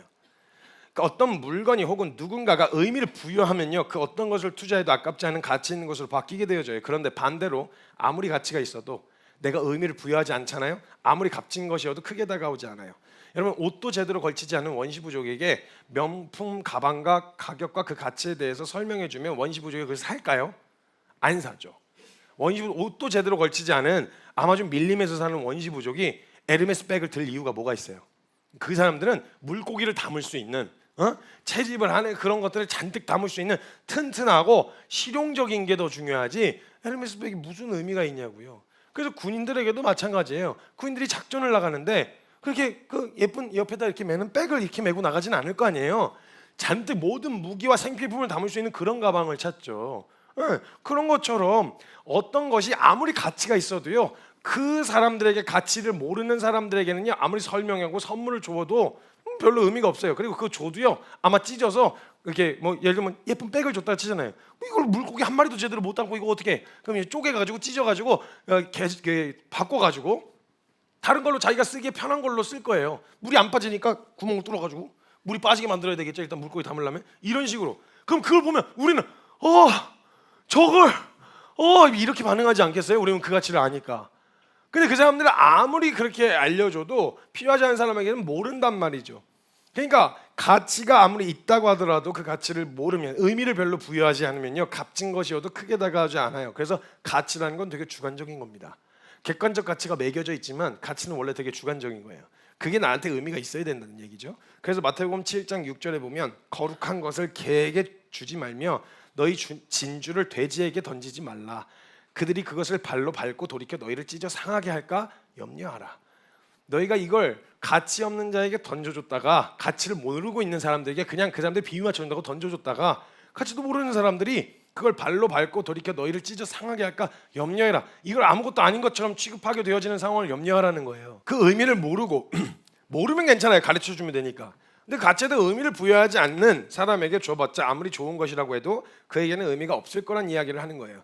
이걸 누구에게 강요하거나 억지로 가치를 가치답게 여기라고 될 문제가 아니라는 거죠. 그래서 이렇게 살아야 됩니다, 그게 그만한 가치가 있습니다를 알려드릴 수는 있지만 그렇게 살지 않는 것에 대해서 뭐라고 할 수가 없어요. 왜냐하면 가치는 주관적인 거니까. 그럼 어떤 사람도 또 이렇게 생각하실 수도 있어요. 거봐, 가치는 주관적인 거야. 그러니까 복음이나 기독교를 나한테 그런 식으로 강요하면 안 된다고. 그렇게 무모하고 극단적으로 모두가 그렇게 살아야 되는 거라고 그렇게 얘기하면 안 되는 거야. 지나친 거야. 이렇게 생각하실 수도 있는데 저는 그런 얘기를 하는 게 아닙니다. 예를 들면 이런 거예요. 여러분, 에르메스라고 하는 명품 브랜드를 제가 강의를 준비하다가 알게 됐어요. 그 명품 브랜드, 가방 브랜드를. 근데 그 가방 브랜드를 알게 됐는데요, 거의 기본 단위가 거의 막 몇백, 천에서부터 시작하대요. 조그만 가방도. 좀 몰랐어요. 왜냐면 저는 에르메스 그거를 갖다가 뭘 어디다 선물할 것도, 그렇다고 이제 뭘 어떻게 해먹을 것도 없거든요. 저는 안지 그렇게 오래되지 않았어요. 몇 년밖에 안 됐어요. 그 브랜드가 있다라는 걸. 그래서 갑자기 생각이 안 나요. 몰랑? 무슨 브랜드 중에 몰랑, 아몰랑? 몰라 계세요. 뭐 그런 게 있어요. 막 그런 것도 막 지갑 뭐 이래가지고 뭐 하는데 막 몇백만 원 막 이래요. 그래가지고 막 그렇게 한단 말이죠. 근데 분명 아르메스가, 여러분 그 아르메스가 아니고 에르메스 몰라요. 저희 가장 좋은 명품은 나이키예요. 나이키. 아디다스, 마스요. 그거 없어서 못 구하는 그런 거. 저는 그런 거 어딜 가나 AS 잘 되고 어디 가나 있는, 이거 너무 좋은 거잖아요. 아무튼 그래가지고 이제 그 에르메스 뭐 이런 거 있잖아요. 저한테는 분명 가치가 없어요. 저는 수천만 원 주고 그 방 안 사요. 그리고 아무리 뭐 지갑이라고 하는 것도 막 비싼 지갑을 뭐 한다고 해도 저는 실용적으로 모양만 돈 들어가게 생겨 먹었으면 다 지갑이에요. 그래서 저는 예전에 17살 때 들었던 지갑을 제가 최근까지 한 1년 전까지 다 밑에가 들고 다녔어요. 왜냐면 지갑에도 돈만 들어가면 되는 거지. 그걸 뭐 이렇게 막 간지나게 꺼낼 일이 별로 없거든요. 그래서 이렇게 해서 꺼낼 일이 별로 없어요. 그러니까 그거에 대해서 별로 큰 의미가 없어요, 저한테. 그걸 저도 한 번은 누가 이렇게 뭘 줬는데 카드 지갑 같은 걸 요만한 걸 줬대요. 그래서 그걸 쓰는데 제가 그걸 되게 그냥 함부로 썼거든요. 그냥 막 카드 끼워놓고 다니고 나서 뭐 이렇게 꺼내놓고 있었는데 이거 어디서 났어요? 그러는 거예요. 누가 줬는데 했더니 이거 괜찮은 건데, 좋은 브랜드. 좋은 브랜드야? 괜찮은 거야? 근데 그때부터 제가 대하는 태도가 좀 달라지더라고요. 그런 거였어? 그래서 뒷주머니에다 넣고 다니고. 그러니까 이런 것처럼 저에게는 아무리 그걸 얘기해도요, 막 그걸 제 돈 주고 살 만한 그 정도의 가치는 없는데요. 그렇다고 해서 제가 아무리 가치가 없다고 해, 제게 가치가 없잖아요. 에르메스는 저에게 가치가 없어요. 그리고 뭐 다른 어떤 고급 브랜드 채널이니 뭐니 그런 데 있잖아요. 뭐 샤넬이니 뭐 이런데 간다고 해죠. 그럼 가가지고 제가 거기 갔다고 하는데 저에게 가치가 없다고 갑자기 거기 있는 물건들의 값이 내려가진 않아요. 그렇죠? 제가 가치가 있든 없든 그건 1,000만 원 주고 살 수 있는 거예요. 제가 가치가 없다고 해서 뭐 이거 얼마 되지도 않는 것 같은데, 비닐봉지 같은 거 생겨가지고 이거 하나에 10,000원 정도면 사겠구만. 10,000원에 주세요. 이렇게 했다고 그 사람들이 10,000원에 팔까요? 아니죠. 복음에 대해서 가치 없는 거, 그 사람들이 가치 없다고 여기는 거에 대해서는 제가 뭐라고 하지는 않아요. 가치가 가치답게 여겨지지 않은 거니까 뭐라고 하진 않아요. 그렇다고 제가 10,000원에 팔 수는 없다 이 말이에요. 사람들의 가치가 없는 복음이니까, 이건 주관적이니까 사람들이 그걸 가치 있게 여기지 않을 수도 있겠죠. 근데 가치 없게 여기고 있다고 해서 제가 10,000원짜리로 팔 수는 없다고요. 왜냐하면 그것에 매겨진 객관적인 가치가 있으니까. 에르메스는 아무리 어떤 사람이 와서 사도, 가치가 있는 사람이 와서 사도 1,000,000원이고 가치가 없는 사람이 와서 살려면 1,000,000원이어야 돼요. 이 가치를 양보하면 안 되는데 그 사람 끌어들이겠다고, 그 사람만 사게 만들겠다고 그걸 1,000,000원짜리를 10,000원짜리로 만들진 않잖아요. 당연한 거 아닙니까? 그런데 우리는 왜? 고객이 뭐 중요한 건 알겠는데 그렇다고 팔려고 하는 그 가치를 떨어뜨리면서까지 그렇게 할, 물론 팔 것도 아니지만 그 영역에서 그렇게 하고 있지는 않냐는 거죠. 복음도 마찬가지예요. 복음의 가치를 알든 알지 못하든 내게 가치가 있든 없든 상관없이 복음은 생명 전부를 투자해야만 온전히 누릴 수 있습니다. 여러분, 복음 자체가 생명으로 주신 복음이에요. 진짜 복음의 진수를 맛보려면 인생 걸어야 맛볼 수 있는 내용이에요. 그러면 어떤 사람은 난 그렇게는 안 해요. 안 해도 돼요. 안 해도 된다고요. 진수를 맛보려면 그렇게 하는 건데 그렇게 안 하겠다, 난 그 정도의 가치가 아니다, 안 하셔도 돼요. 그런데 만약에 진짜 진수를 누리려면 어떻게 해야 됩니까? 묻는다면 인생 걸어라 라고 이야기할 거예요. 전 누구에게도 예외 없이 이 영역은 어중간해 갖고 경험할 수 있는 게 아니다. 물론 어중간해서도 경험할 수 있는 애가 있고 그걸로도 평생을 살기에 충분하거든요. 근데 진짜 그 영광을 보고 싶거든 뛰어들어라 그러죠. 전 뛰어들어라. 그걸 양보할 수는 없는 거예요, 그 가치를. 여러분, 그래서 성경에 있었던 수많은 인물들에게는요, 그 사람들이 연약하고 부족하고 인간적인 모자람에 대해서 다 드러냈어요. 다 드러나 있어요. 그런데 한 가지 그들을 통해서 보여주고 싶었던 건 뭐냐? 모두가 다 연약함이 있고 부족함이 있고 안 되는 게 있고 실수와 실패와 다양한 상황들에 놓여 있었는데 그 사람들에게 있어 가치는, 복음의 가치는 그 정도였어요. 인생을 다 걸 만한, 목숨을 기꺼이 내어놓을 만큼. 이건 특별한 믿음이 있어서가 아니에요. 그 복음이 내게 가치 있어졌기 때문이에요. 그러니까 그들을 통해서 복음이 빛나는 거예요. 뭐야? 처음에 인정 안 해요. 봐주지도 않아요. 알아주지도 않아요. 왜 저런 것 때문에 죽어? 왜 저런 것 때문에 목숨 걸어? 그냥 부인하면 되는데 이 땅에서 편하게 먹고 살면 되지. 왜 그렇게까지 해? 근데 그 사람들이 적어도 그 일을 통해서 목숨 걸고 거기에 뛰어든 걸 본 사람들은요, 적어도 한 가지는 확실하게 알아요. 저걸 붙들려면 저 사람들처럼 목숨 걸어야 되겠구나. 제가요, 신천지 하도 욕을 하는데, 신천지가 한 번은 제가 인천에서 살 때였는데 부평역 앞에 신천지들이 맨날 나와 있었어요. 제가 한번 시간이 좀 남아가지고 보는데, 야, 쟤는 땡볕에, 제가 그늘에 그 벤치에 앉아 있었는데 땡볕에 꼬박 서가지고 쫓아다니면서 계속 이렇게 하고 있는 거예요. 야, 대단하다 진짜. 저 무슨 열심이냐 진짜. 엄청나다. 그냥 애들이 좀 정신이 이상하다 이렇게 취부하기에는 너무 열심인 거예요, 애들이. 그래서 제가 가만히 지켜봤거든요. 알고 봤더니 그 옆에 전도사급 되는 사람이요, 걔네랑 꼬박같이 서 있더라고요. 그러니까 이런 거예요. 그 사람들이 신천지에 들어갈 때 애들이, 신천지 사람들이 거의 열임 백인 백 목숨 걸거든요. 얘네 에너지 그냥 전부를 쏟아요. 그런데 걔네들을 가만 보면요, 왜 그런 거냐면 전해주는 사람이 목숨 걸고 전해준 거예요. 그냥 달려들어. 그러니까 이 사람들이 거절하다가 내가 만약에 신천지에 들어가기로 하려면 들어가진 않아도, 지금 현재 들어가진 않아도 내가 만약 들어가려고 결정하려면 최소한 나한테 전해준 사람만큼은 믿어야 된다는 생각이 이미 깔려 있는 거예요. 근데 그들이 그렇게 결정했다. 그럼 그만큼은 믿고 시작하는 거죠. 그러니까 열이면 열, 백이면 백 목숨 거는 거예요. 전해주는 사람들이 목숨 거니까. 그러니까 거의 그걸 엄청난 가치로 여기게 되어진다는 거예요. 그래서 복음의 가치는 성경에서 한결같이 증언했던 건 잘 살아라, 도덕적으로 살아라, 멋있게 살아라, 그러면 그걸 통해서 흘러간다, 이 얘기가 아니라 그 사람들에게 복음이 얼마나 가치가 있었느냐, 이것을 통해서 흘러갔다고요.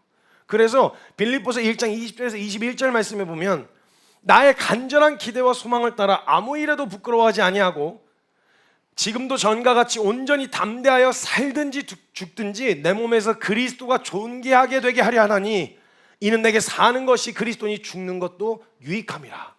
그리스도라는 이름이 그 정도의 가치가 있었던 이름이었다는 거예요. 여러분, 스데반 집사님, 사도 바울, 베드로, 우리가 흔히 알고 있는 주기철 목사님, 손양원 목사님, 이름이 알려지진 않았지만 자신의 생명과도 바꿀 수가 없어서 그렇게 해왔던, 그걸 선택하고 결정했었던 수많은 믿음의 증인들이 있잖아요. 근데 그 사람들은요, 놀랍게도 어떤 사람들에게 있어 자신의 전부를 투자할 만큼 가치가 있는 물건이든 사람이면 그 사람 앞에서는요, 그 물건이나 사람에 대해 함부로 대하지 않아요. 이것도 제가 몇 번 말씀드렸던 건데, 이 물건이 저에게 의미가 있잖아요.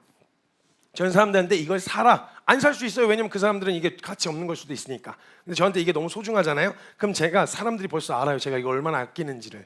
제가 그러고 다닐 거 아니에요, 그죠? 이걸 놓을 때도 이렇게. 그리고 막 하얗고 맨날 닦고 다니고 이러면 벌써 야, 저 사람이 이거 진짜 소중하게 생각하구나, 이거 주변 다 알 수 있죠. 그럼 적어도요, 여러분에게는 이 물건이 가치가 없어도 제게 이게 얼마나 소중한지를 알기 때문에요, 여러분 만약 저와 작정해서 손절치거나 아니면 저를 잡아 죽일 생각이 아니면요, 여러분 제 앞에서 이 물건 함부로 안 다루실걸요? 그렇죠?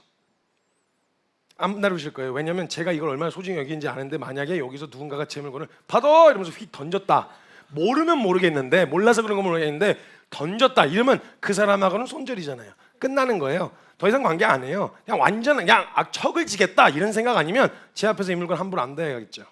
근데 여러분, 제가 이 물건을 함부로 대하거나 던지거나 이러면 제가 던져서 주면 그 사람도 던져서 줄 수 있겠죠. 왜냐면 그거 어려울 거라고 생각 안 하거든요. 그럼 만약 여러분 생각해 보세요. 우리가 크리스천이고 우리가 그리스도인이고 교회인데, 우리에게 진짜 예수님이 소중하고 예배와 교회가 사랑스럽고 우리의 가장 가치 있는 건 줄 알았으면요, 그걸 아는 사람들이 우리 앞에서만큼은 교회 얘기 함부로 안 했을걸요? 우리 앞에서만큼은 하나님의 이름 함부로 안 했을걸요? 왜냐면 그러면 완전히 손절치는 거 아니까. 널 사랑하는 건 맞는데 널 사랑하는 이유는 이 복음 때문이지 너 자체 때문이라고 할 수는 없다. 너가 존귀한 이유는 이 복음이 있기 때문에 존귀한 건데, 만약 이 복음을 깎아낸다 그러면 내가 그렇게 할 이유가 없지. 사실은 맞는 말 아니에요? 우리가 존귀한 이유가 있다면 주님이 우리를 존귀하다 하셨는데, 그 주님의 이름과 그 가치를 양보하면서까지 우리가 존귀하게 될 수 있는 근거도 없고요, 우리는 그럴 수도 없어요. 근데 만약에 우리가 정말 교회 안에서 그리스도인들에게 예수 그리스도의 이름이 그렇게 소중하고 그렇게 아끼는 게 세상 가운데 드러났더라면요, 주변에서 만약에 혹시라도 자기는 안 믿어, 자기에겐 별로 가치가 없어, 괜찮아요, 모르니까 어쩔 수 없죠, 모두에게 다 가치 있을 수는 없어요. 그래서 저도 늘 알고 있는 건 좀 모두가 저를 좋아하지 않아요. 모든 사람이 저를 좋아하는 건 싫어하는 사람 진짜 싫어해요. 맨날 시비 걸어요. 갈 때마다 시비 걸고요, 뭐 영상 뜰 때마다 시비 걸어요. 싫어하는 사람이 있을 수 있죠. 근데 그게 왜 싫어해? 도대체 왜 싫어하는 거야? 그럼 처음엔 저도요, 설명을 하고 오해를 풀어가지고 다시금 괜찮은 관계가 되기를 바라는, 그럴 이유가 없더라고요. 왜냐면 싫어하려 치면 그냥 싫은 거예요. 그냥 싫을 수 있죠. 근데 문제는 뭐냐면, 그렇다고 해서 그 사람이 온라인상이나 뭐 이런 데서는 하지만요, 제 가족 앞에서는 얘기 안 할 거거든요. 그런 얘기 아무리 저 싫어하는 사람도요, 저희 어머니 앞에서 제 욕은 안 할 거라고요. 왜냐면 어머니에게 제가 얼마나 소중한지 아니까. 저도 마찬가지예요. 아무리 혼내다가도요, 아무리 뭐가 할 얘기가 있다가 하더라도 아이들이 있거나 혹은 그 가족들이 같이 있으면요, 얘기를 안 해요. 왜냐면 그것 자체, 그 상황 자체가 불쾌할 수 있기 때문에. 웬만하면 그렇게 안 하려고 그러죠. 마찬가지잖아요. 만약 저와 여러분에게 예수님의 이름이 그렇게 소중하셨더라면 그게 분명 드러났을 테고, 아낌없게 이걸 소중하게 여기는 걸 갖다가 사람들에게 감춰지지가 않아요. 그게 드러났을 테고, 5만이 넘는 교회, 그러니까 전국 어디에서나 교회는 있으니까 그게 드러났을 테고, 안 믿는 사람이라도 그걸 봤으면 적어도 우리 앞에서만큼은 교회에 대해서 이야기할 때, 그리고 하나님 믿는 하나님의 은혜와 복음에 대해서 이야기할 때, 대부분의 경우는 복음 자체 가지고 불만인 사람은 없어요. 죄인좀 살려주겠다는 내용이 뭐가 불만이겠어요? 대부분의 어려움은 교회 다니는 사람들 때문에 어려워하는 거잖아요. 그게 싫어서 내용도 부정하겠다 이건데, 결국은 그 내용을 가지고 이야기를 할 때 만약에 안 믿더라도 내가 진짜 소중하게 생각했으면은 그러지 않았을 거란 말이죠. 그렇게까지 함부로 대할 수는 없어요. 죽자고 달려들 테니까. 그리고 그걸요, 초대교회 성도들에게서도 부터 봤어요. 그때는요, 전도를 활발하게 할 수가 없었어요. 아차하고 걸렸다 하면 다 잡아 죽는 상황이었으니까. 그리고 그 사람들은 교회 들어올 때요, 몇 년의 입교를 하는데, 입교하는데도 몇 년의 과정이 필요했어요. 점검을 해야 되니까. 뿌락치일 수도 있잖아요. 거기 정부에서 신문 뿌락치일 수도 있잖아요. 그러니까 이걸 점검하고 걸러내는데 3년 이상 걸렸다 그래요. 성도로 봤는데 전도 활발하게 못했다고요. 근데 다 알았어요. 그 로마 시대에 있었던 사람들이, 교회 성도들, 예수 믿는 사람들, 얘네는 이거 안 돼. 이게 뭐 말이 안 통해. 뭐 이게 안 돼. 이게 뭔가 이게 다 하는 이유가 다 예수 때문이래. 그래서 얘네들의 인생이 설명이 안 돼 가지고 예수로밖에 설명이 안 돼. 하는 이유가 왜야? 예수 때문에. 이거는 왜 안 하는데? 예수 때문에. 이렇게 편하게 하면 되는데 적당히 타입하면 되잖아. 왜 안 해? 예수 때문에. 그래서 설명이 예수밖에 안 돼서 예수로밖에 설명이 안 되는 사람들, 그래서 그리스도인들 이렇게 표현된 거예요. 예수쟁이들. 그리스도인이라는 말이, 크리스찬이라는 말이 그리스도로밖에 설명이 안 되는 게, 무슨 대답이든 다 그리스도니까. 이랬었단 말이에요. 드러났단 말이에요. 그래서 어떻게 한 줄 아세요? 이 사람들에게서 만약 예수를 뺏으려고 한다면 목숨을 걸 만한 가치가 있는 복음이었던 거예요. 이 사람들에게는. 그러니까 이 사람들에게서 예수를 뺏으려면 어떻게 해야 되겠어요? 죽여야 되겠죠. 죽자고 달려들지 않고는 뺏을 수 없다는 걸 알았어요. 그래서 잡아 죽인 거예요. 누명을 씌워가지고 못 뺏는 거예요. 이게 드러났었단 말이죠. 그럼 우리에게서는 어떻게 드러나고 계실까요? 우리 주님이. 제가 한 번은요, 그 제 첫 책이 믿음 분투다라는 책이거든요. 책 소개하는 거 아니에요. 어쩌지 마세요. 믿음 분투다라는 책이 있었는데 제가 그 책을 이제 좀 이렇게 소중하고 친한 사람들에게 먼저 이렇게 나왔을 때 나눠줬어요. 나눠줬는데 그때 공동체에 살고 있었을 때였는데 제가 나온 책을 이렇게 소개해서 나눠줬었거든요. 근데 좀 시간 좀 지난 다음에 제 형제님들이랑 몇 분이랑 이제 같이 라면을 먹으려고 라면을 이제 끓여가지고 가는데 들고 오시던 형제님이 따뜻뜨뜨뜨뜨뜨 이러면서 막 뜨뜻 받칠 거 이러면서 뛰어오시는 거예요. 근데 어떤 제 옆에 있었던 형제님이 갑자기 책을 하나 팍 하고 밀어 넣었는데 탁 놨는데 보니까 믿음은 분투다. 셋 다 이렇게 다들 보면서 그래갖고 다시 이래갖고 뜨뜨뜨 해갖고 책 다시 바꿨었거든요. 이미 자국은 났죠. 냄비 자국 이렇게. 그러니까 알아요. 그냥 제게는 그 사람들에게는 별로 책 하나에 불과하겠지만 제게 있어서는 굉장히 의미 있는 거잖아요. 그게 함부로 대해지는 거 보면 제 눈치를 본다고요. 이거 아니다. 이렇게 하면 안 되겠다. 이러고 다시 든단 말이에요. 마찬가지 원리예요. 여러분 세상이 그렇게 하나님의 이름을 욕하고 있고 교회를 욕하는 거 이거 잘 생각해봐야 될 문제 아닐까요? 뭔가 죄송하다 뭐 빌빌거려라 이런 얘기가 아니라 우리에게 예수님이 어떻게 비춰지고 있었나? 그들이 볼 때 그리스도인들인 지금 오늘날 우리가 예수님을 어떻게 대한다고 생각하고 있었을까? 이렇게 가볍게 이야기할 생각이 아니란 말이죠. 그러니까 목숨을 걸었던 사도들과 예수님의 제자들로부터 만약 예수님을 빼앗으려고 하면요, 그 이름을 말하지 못하게 하려고 하면 잡아 죽여야 된다는 걸, 죽여야만 입을 다물게 할 수 있다는 걸 알기 때문에 가는 데마다 생명의 위협을 느꼈었어요. 근데 요즘엔 조금만 흔들어도, 조금만 말만 몇 마디 하고 뭐 이론적으로 조금만 흔들어도 자기 혼자 휘둘려가지고 그렇구나 이러고 나가 떨어지니까 말만 조금 이렇게 세게 해갖고 막 달려들면 하고 가면 자기가 알아서 나자빠지는구나 이렇게 하니까 그냥 악착같이 달려들어갖고 그냥 막 이러고 있는 이런 분위기가 혹시 누구 때문이 아니라 몰라서 그런 거니까, 가치가 없어서 그러니까 그걸 뭐라 할 수는 없고, 우리에게서 하나님의 이름이 어느 정도의 가치로 여겨지고 계셨는지를 이걸 좀 돌아봐야 될 때가 아니냐는 거죠. 어떤 사람들은 딱 한 번 눈 감고 부인해라고 했을 때 뭐 딱 한 번 하는 거 아니야? 네 이렇게 할 수도 있는데, 어떤 사람들에게는요 딱 한 번 고개만 한 번 까딱하는데 그게 안 되는 사람들이 있었어요. 다 괜찮다 그랬거든요. 모든 사람들이 부인하세요. 성도들 생각하셔야지요. 가족들 생각해야죠. 부인해. 괜찮다고. 하나님도 뭐라고 안 하셔. 괜찮아 라고 이야기하는데 아기들 괜찮아요? 아기들도 괜찮아요? 네, 소리 지르도 괜찮아요? 안 괜찮아요. 잠깐만 내가 장난입니다. 제가 뭐라 했지? 어디까지 했죠? 까먹으세요. 괜찮아 부인해. 그렇게까지 안 해도 돼. 성도들 생각해. 이 얘기 했었거든요.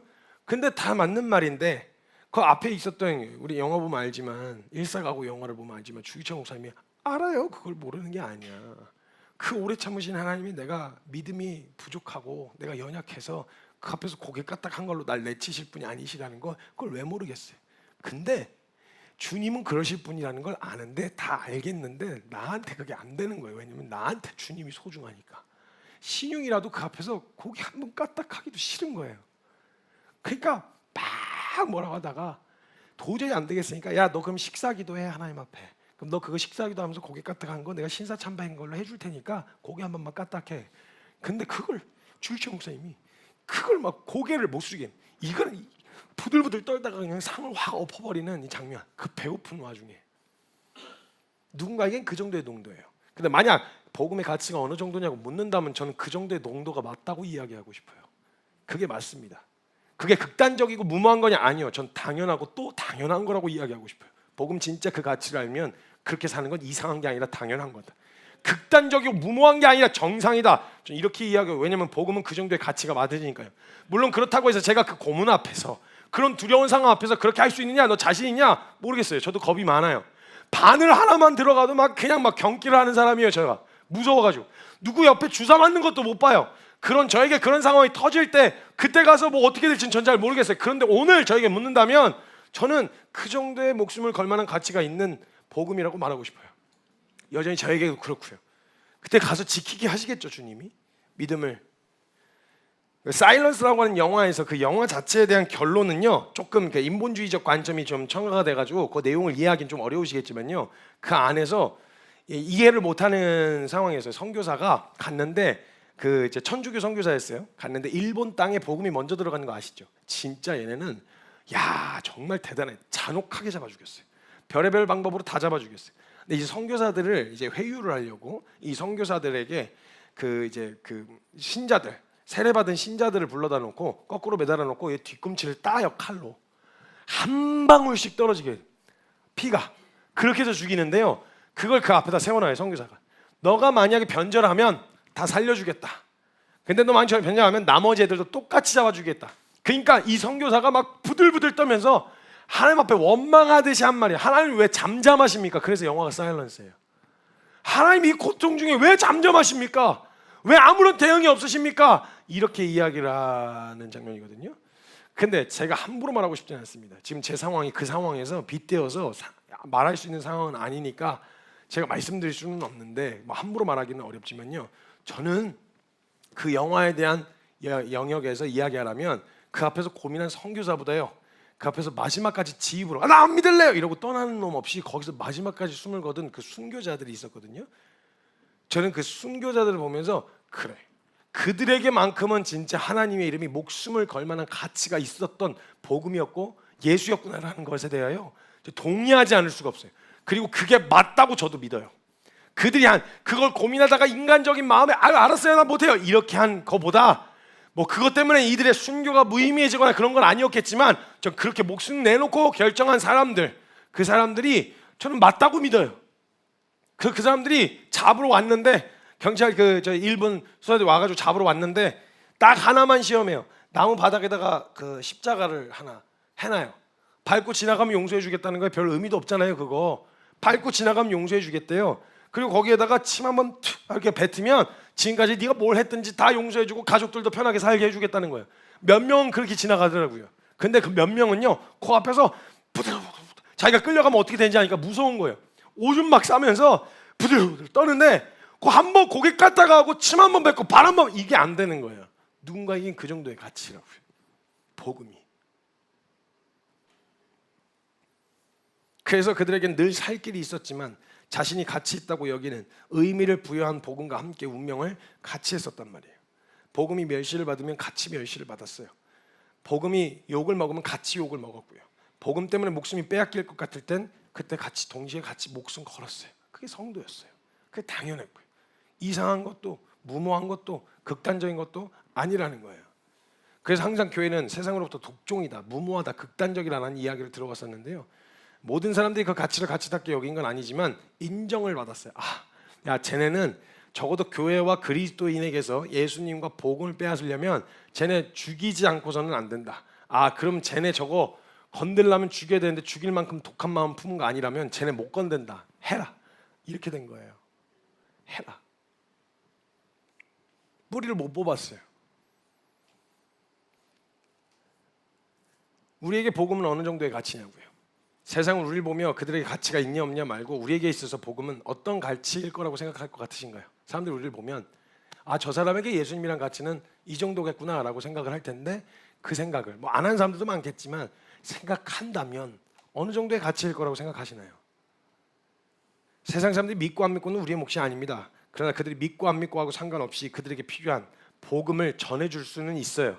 우리는 알잖아요. 그게 필요한 줄은 알고 있잖아요. 그들에게. 그래서 전하는 거잖아요.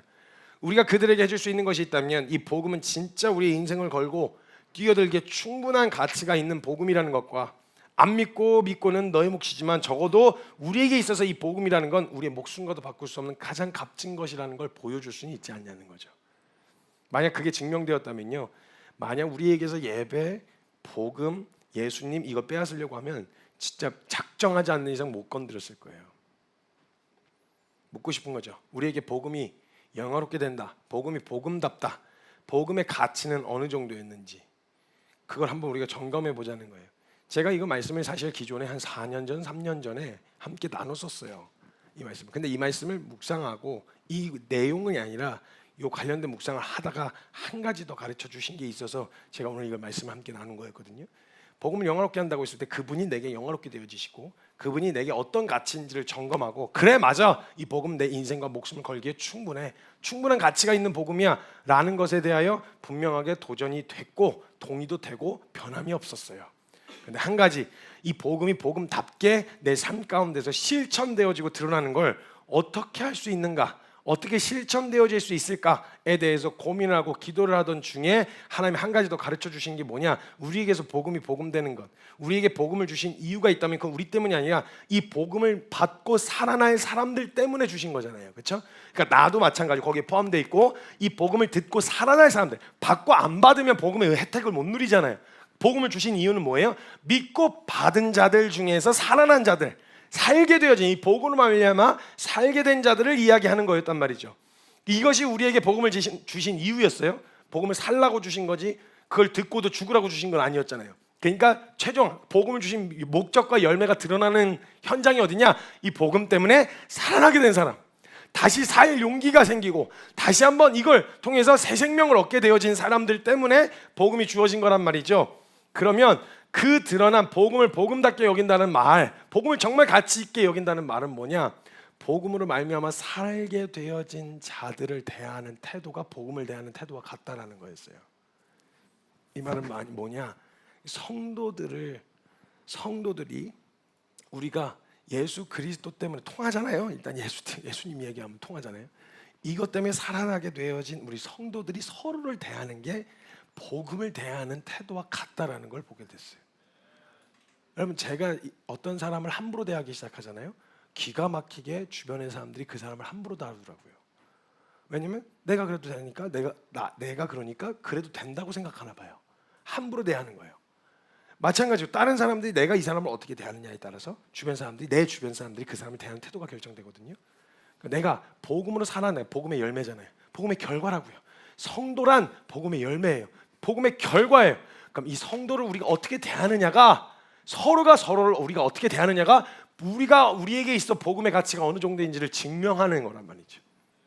이걸 딱 깨달아주는 순간요, 여러 가지 막 일들이 있었어요. 실제로 욕을 먹고 막 그거 뭐 별가치 없어요. 니네 뭐 그렇게 계속 살면서 이런저런 이런 조롱과 비아냥 섞인 이야기들을 이제 듣는 일이 있을 수밖에 없어요. 아무래도 이제 우리가 드러나고 알려지게 되어지니까 들을 수밖에 없는데요. 그런 일들, 뭐 떠나고 막 욕 먹고 막 뭐라고 하고 이런 일들이 되어질수록 제 안에, 제가 한 사역자하고 교제를 하다가 이런 시간이 지나면 지날수록 한 가지 확실한 건, 너희들이 너무 귀하다, 너희들이 너무 소중하다. 이 일을 막 지날수록 어떻게 이 부르심의 가치가 할 수 있나, 이게 너무 귀하게 느껴진다, 진짜 소중하고 진짜 너무 사랑스럽다, 이걸 이야기를 하게 되는데, 말씀을 드리다가 이걸 생각하게 돼요. 제가 이 이야기 하는 줄 모르고 오신 거 아니잖아요. 제가 이런 식으로 얘기하는 줄 모르고 오신 거 아니잖아요. 제가요, 영상 올라갈 때마다 달린 댓글이 뭔지 아세요? 화 좀 그만 내, 애가 왜 이렇게 화가 많아. 막 저는 화가 나서 이야기하는 게 아니라 그냥 제 스타일인데, 그걸 듣는 사람들이 이렇게 화내는 것처럼 들리나 봐요. 근데 이런 모르고 오신 거 아니잖아요. 제 스타일과 설교 스타일이 어떤지 모르고 오신 거 아니고, 분명 얘기를 할 때 그냥 막 찔리고 이런 얘기 할 거라는 거 분명히 알고 여기 오셨단 말이죠. 그걸 알고도 여기 왔다는 거 자체를 그냥 딱 보는데, 그 복음을 우리가 정말 소중하게 한번 이 시대 가운데 다 대해보자, 우리 진짜 그렇게 한번 살아보자 라고 하는 그 외침에 함께 오신 성도님들을 생각하는데, 뭐 서로 각기 의견이 좀 다를 수 있고 그렇지만요, 이걸 딱 생각하고 결혼을 딱 짓는데, 와 진짜 소중하다, 이거 정말 소중한 거예요. 이게 복음의 열매거든요. 이게 복음의 결과예요. 이 얘기를 동의하지 못하겠다, 예를 들면 제 이야기가 아니라 어떤 방법이 아니라, 복음은 진짜 목숨을 걸기에 아깝지 않을 만한 가치가 맞습니다 라는 이야기에 동의가 안 된다, 그럼 같이 못 가죠. 근데 가치는 동의가 돼. 물론 씨름이 있겠지만 연약함도 있겠고, 근데 이게 동의가 돼서 같이 갈 수 있다는 건요, 여러분 이건 진짜, 여러분 이거 어디서도 경험 못 하실 일이에요. 하나님 앞에서 이게 뭐 맞고 틀리고 막 이런 여러 가지 상황들 앞에 놓여 있다가도요, 주님이 그래도 말씀하셨다 그러면 그래 맞아요, 뭘 그거 고집할 것도 없고 뭐 그걸 뭐 그렇게 할 것도 없어 하고 확 엎어. 여러분 이게 어떻게 되냐고요. 이게 어떻게 되냐고요. 이게 되는 공동체 안에서 함께 예수를 이야기하고 고백할 수 있다는 건요, 복 중에서도 이런 복이 없어요. 그래서 막 이런저런 생각이 들고 이런저런 고민들도 있고 이런데요, 그냥 제 안에 딱 그냥 한 가지 내어졌던 결론이, 정말 주님, 정말 이 사람들 한 사람 한 사람 보내주셔서 진짜 너무 감사합니다. 너무너무너무 소중한 거예요. 혹여라도 제가 사람들을 가벼이 여길 수 있을 만한 위험성이 있다라고 하면 제가 항상 어떻게 놓고 생각해야 되냐면, 이제 내가 복음을 대하는 방식, 내가 복음을 어떤 가치로 여기고 있는지가 오늘 내가 사람을 대하는, 우리 성도들을 대하는, 밖에를 이야기하는 게 아닙니다. 먼저는 서로 사랑해야 합니다. 서로 사랑. 그 안에서 세워질 때 우리에게서 복음의 가치가 영화롭게 되어질수록 이게 흘러갈 수밖에 없는 거거든요. 서로 사랑하시는 게, 이게 오늘 우리가 복음을 가치 있게 여기는, 복음을 영화롭게 하는 것이라는 걸 다시 한번 가르쳐 주셨어요. 그래서 너무 소중한 거예요. 너무 사랑스럽고 막 이런저런 막 가다가 사랑스러워갖고 그냥 딱밤한테 되게 세게 때리고 싶은 애들도 있는데, 근데 사랑해서 너무 사랑스럽고 너무 소중한 거예요. 이게 복음의 열매와 복음의 결과가 그것 때문에 주어진 거니까, 복음이 가치 있다라는 말은, 내가 오늘 그걸 증명한다는 말은 오늘 우리 성도들을 서로 사랑하는 데서, 그것으로부터 먼저 증명되기 시작할 거라는 거예요. 서로 사랑하셔야 됩니다. 그래서 서로 정말 소중하게 여기셔야 돼요. 정말 서로를 다 돌아볼 수는 없어요. 사람들은 바운더리 한계가 있어서 바운더리밖에 이 안에서밖에 안 되는데, 그 안에서 사랑하셔야 돼요. 서로 사랑. 진짜 너가 복음의 열매다. 내가 복음을 가장 가치 있게 여기는 만큼 너를 가치 있게 여긴다. 주님 목숨과도 바꾸실 수 있었던 한 영혼입니다. 그렇기 때문에 우리가 그 사람들을 대하는 우리의 마음은 서로 목숨도 내어줄 만큼 사랑할 수 있어야 되는 거예요. 여러분, 마지막 기도하기 전에 양옆에 계신 분들에게 내가 당신을 위하여 목숨을 버리는 것이 마땅합니다 라고 하는 고백을 하시겠죠. 믿음으로 하셔야 돼요. 알아요. 믿음으로 하셔야 되는 거 알아요. 특히 부부 같이 앉아 계시면 이게 진짜 믿음으로 해야 된다는 거 알아요. 아는데 합시다. 믿음으로 합시다. 왜냐하면 복음이 우리에게 그 정도 소중하다는 걸 증명하셔야 돼요. 그래서 오늘로부터 정말 우리 함께 같이 밥 먹을 때도 인사할 때 붙잡고, 내가 진짜 당신을 위하여 목숨을 버릴 만큼 목숨을 버리는 것이 마땅합니다, 이 인사를 하면서 이걸 항상 기억하고 계셔야 돼요. 그러면 그 이하의 것인 뭔들 못 내주겠어요? 하나님이 자기 아들을 아끼지 아니하고 우리에게 내어주시니까 그 아들과 함께 모든 것을 더해 주시지 않겠느냐? 여러분, 그 사랑으로 우리가 서로를 사랑하고 내 목숨도 아낌없이 줄 수 있는 사람이라면 그 이하의 것, 양보 못할 게 어디 있고 못 줄 게 어디 있겠어요? 이 사랑으로 먼저 우리가 서로 사랑하고요, 그리고 이 넘치는 사랑이 흘러가게 합시다. 그런 상황이 됐으면 좋겠습니다. 그래서 우리 서로 양옆에 계신 분들에게 손을 한번 꽉 잡아주시면서, 싱글 남녀 그러지 마시고, 우리 옆에 어머니 계시다 그럼 어머니 잡아드리고, 당신을 위하여 목숨을 버리는 것이 마땅합니다 인사해 주세요. 당신을 위하여 목숨을 버리는 것이 마땅합니다. 기도합시다. 제가 이 말씀 정리하고 나서 들었던 생각인데, 제가 가만 생각해 보니까요, 제가 무슨 뭐 공동체 그리고 교회를 여기까지 이렇게 오는 동안요, 그 혼자였다면 올 수 있었나? 사람들이 많아지면서 일도 많고 탈도 많고 뭐 이런저런 일도 있는데, 만약 너 혼자였으면 올 수 있었냐? 안 되겠더라고요. 혼자로는 불가능했더라고요. 그러니까 그 지나온 시간들을 생각할 때, 무슨 잘 분별해서 아니요, 뭔가 잘 결정해서도 아니고요, 같이 오지 않았다면 난 못 왔겠다. 복음이 진짜 나에게 너무 소중해. 그래서 내가 막 그 복음에 대한 걸 막 진짜 뛰어들어서 막 뭔가라도 해보려고 막 달려오는 이 마음이 잘못된 건 아닌데, 이 복음이 향하고 있는 사람들이 누구였냐?